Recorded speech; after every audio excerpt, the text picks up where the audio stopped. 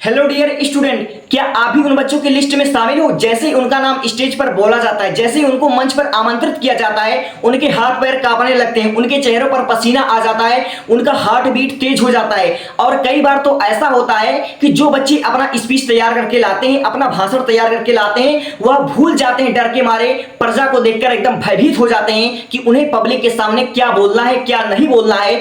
मेरे भाई, इस चीज को कहते हैं स्टेज फियर। अपने अंदर का डर और शर्म कैसे खत्म करना है, आज इस वीडियो में मैं आपको बताने वाला हूं। ठीक है, अगर मेरी बताई हुई बात को आपने फॉलो कर लिया, छोटी छोटी गलतियों को आपने करना बंद कर दिया और मेरे बताए हुए सिर्फ 3 स्टेप को आपने फॉलो कर लिया, मेरे भाई मैं आपको यकीन दिलाता हूं, मैं आपको विश्वास दिलाता हूं, स्टेज पर आपसे अच्छा परफॉर्मेंस और कोई बंदा कर ही नहीं पाएगा।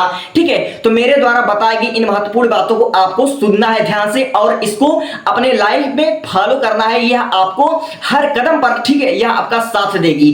ठीक है, तो इस वीडियो को शुरू करने से पहले मैं आपको 2 बातें बता देना चाहता हूं। सबसे पहली बात, यह वीडियो आपको अंत तक सुनना है। ठीक है, अंत तक मैं जो आपको बता रहा हूं उसको बहुत ही ध्यान से सुनना है। और दूसरी बात, इस वीडियो को आपको स्किप करके नहीं सुनना है। ठीक है, कि आप थोड़ा थोड़ा करके आप स्किप करके सुने। ठीक है, तो सबसे पहली बात, जैसे ही आपको स्टेज पर बुलाया जाए, जैसे ही आपका नाम मंच पर, ठीक है, इनवाइट किया जाए आपका नाम लेकर, ठीक है, आपको ऐसा कुछ रिएक्ट नहीं करना है जिससे पब्लिक को आपका कमजोरी का अंदाजा लग जाए। ठीक है, जैसे कि बहुत से बच्चे क्या करते हैं, जैसे उनका नाम मंच पर बोला जाता है अपने हाथों को ऐसे ऐसे कुछ करने लगते हैं, या फिर अपनी उंगलियां फोड़ने लगते हैं, या फिर डर के मारे अपना पसीना पोंछने लगते हैं। मेरे भाई, ऐसा कुछ रिएक्ट आपको पब्लिक के सामने नहीं करना है। इससे पब्लिक को आपके कमजोरी का, आपके अंदर उपस्थित डर का पता पहले से लग जाता है। उनको पता लग जाता है कि ये बंदा कितना अच्छा परफॉर्मेंस करेगा, ठीक है, कितना इसका कॉन्फिडेंस है। ठीक है, ऐसा कुछ करने से कि आप हाथ मुंह पोंछने लगो, ठीक है, आप अपनी उंगलियां फोड़ने लगो, मेरे भाई, इससे आपका कॉन्फिडेंस लेवल डाउन हो जाता है और आपके अंदर डर हो जाता है, भयभीत हो जाते हो आप। ठीक है, तो सबसे पहले आपको क्या करना है, स्टेप नंबर 1, जैसे ही आपका नाम मंच पर बोला जाए, आपको एक लंबी गहरी सांस लेना है। आपको एक लंबी गहरी सांस लेना है। इससे आपके अंदर ऑक्सीजन की लेवल जो होगी वह हाई होगी। ठीक है, इससे आपका दिमाग स्ट्रांग हो जाएगा। ठीक है, और आपके अंदर का जो डर है मेरे भाई, वह कॉन्फिडेंस में बदल जाएगा। ठीक है, आपका जो कॉन्फिडेंस लेवल है वह हाई हो जाएगा, जिससे आप लोग अच्छा परफॉर्मेंस कर पाओगे। ठीक है, स्टेप नंबर 2, जैसे ही आपको मंच पर बुलाया जाएगा मेरे भाई, आपको विदाउट फियर, बिना डरे हुए और एकदम जोश में, ठीक है, विदाउट फियर, बिना डरे हुए और 100% अपना कॉन्फिडेंस में आपको जाना है स्टेज पर। ठीक है, और स्टेज पर पहुंचने के बाद आपको यह नहीं देखना कि मेरे सामने 500 की पब्लिक है या फिर 1000 की पब्लिक है या 1500 की पब्लिक है।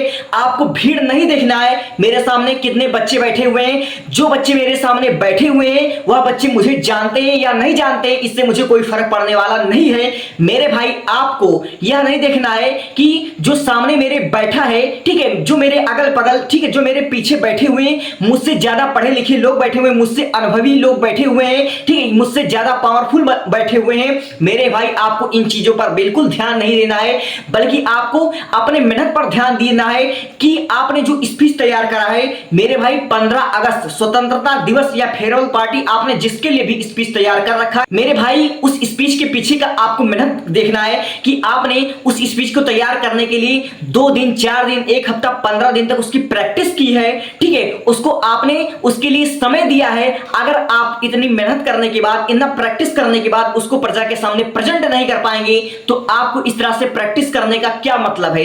इसलिए मेरे भाई, आपको बोलना है बिना डरे हुए, 100% आपको बोलना है। मेरे भाई, जो आपने स्पीच ले रखा है, जो आपने मोटिवेशनल लाइन या फिर कोई इंग्लिश स्पीकिंग जो आपने ले रखा है, या फिर किसी की स्टोरी ले रखा है, किसी अच्छे लीडर की, जैसे भगत सिंह की स्टोरी आपने ले रखा है, या फिर आप लोग आजादी का मीनिंग अगर पब्लिक को समझाने वाले हो तो मेरे भाई, उसको ध्यान में रखते हुए अपने आप को इतना विश्वास दिलाना है, ठीक है, खुद को यकीन दिलाओ कि जो मैंने स्पीच तैयार कर रखा है, जो मैं भाषण देने वाला हूं प्रजा में, मेरे भाई, मुझसे बेहतर, ठीक है, उस बात को, उस लाइन को कोई और नहीं कह सकता। इतना कॉन्फिडेंस अपने अंदर लाओ। ठीक है, उस बात को मुझसे बेहतर कोई और बंदा नहीं कह सकता, इतना कॉन्फिडेंस आपके अंदर होनी चाहिए।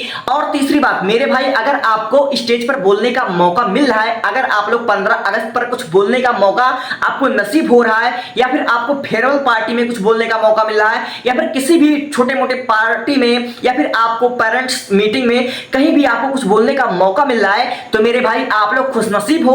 और मत भूलो कि आप लोगों का कॉन्फिडेंस लेवल, ठीक है, आपके अंदर का डर धीरे धीरे निकल रहा है, जो आपकी लाइफ में भी बहुत काम आने वाला है। मेरे भाई, आप लोग फिजिक्स में कितने तेज हो, आप लोग मैथमेटिक्स में कितने तेज हो, ठीक है, आपको कितनी अच्छी नॉलेज है फिजिक्स केमिस्ट्री बायो की, ये कोई नहीं पूछेगा, ठीक है, बल्कि आपका कॉन्फिडेंस लेवल, आप कितना अच्छा पब्लिक स्पीकिंग, ठीक है, आपके अंदर, ठीक है, कम्युनिकेशन स्किल, ठीक है, आपके अंदर बोलने की कला, ठीक है, 10 लोगों को डील करने की कला, ठीक है, ये मायने रखता है। इसी के बेस पर, ठीक है, आपका इंटरव्यू होता है, इसी के बेस पर आपका सिलेक्शन होता है।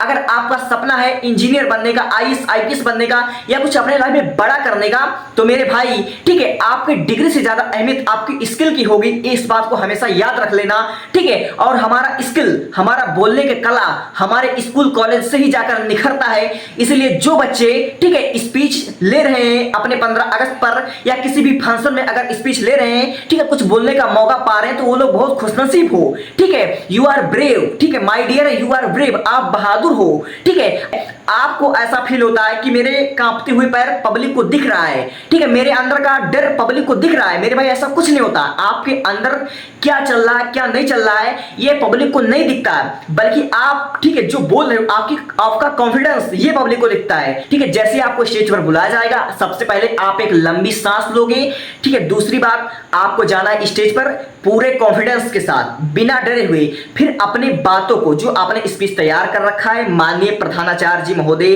ठीक है, सभा में उपस्थित मेरे विद्यार्थीगण, दोस्तों, मित्रों, भाइयों, फिर उसके बाद अपना जो वो होता है, जो आपने स्पीच तैयार कर रखा, उसको आपने बोलना है विदाउट डरे हुए, ठीक है। और उसके बाद आपका जब स्पीच खत्म हो जाएगा, ठीक है, तो पब्लिक का उत्साह बढ़ाने के लिए, ठीक है, उनके अंदर जोश बढ़ाने के लिए, उनके दिल में अपना स्थान, ठीक है, बनाने के लिए आपको 3 बार नारा लगाना है। जैसे आप बोलोगे भारत माता की जय, ठीक है, आप बोलोगे कि भारत माता की, तो पब्लिक आपके साथ बोलेगी जय। इससे 3-4 बार अगर आप ऐसे बुलवाओगे, ठीक है, तो लोग बोलने में गर्व महसूस करेंगे उनके अंदर, ठीक है, मतलब गर्मी आएगी। इससे आपको, ठीक है, उनको आपकी काबिलियत का पता चलेगा, ठीक है। तो मैं जो बताया हूं उसको अगर आप लोग नोटिस कर लेते हो, अब बोलने की कला इज द मेन, ठीक है, आज डिग्री से ज्यादा डिमांड स्किल की है। इसलिए जिन बच्चों ने स्पीच नहीं ले रखा है, वो भी जाकर ले लो, ठीक है। मत बोलो मेरी इंसर्टी होगी, तुम्हारी इंसर्टी नहीं होगी मेरे भाई, तुम्हारे अंदर एक नया गुण आएगा। Thank you.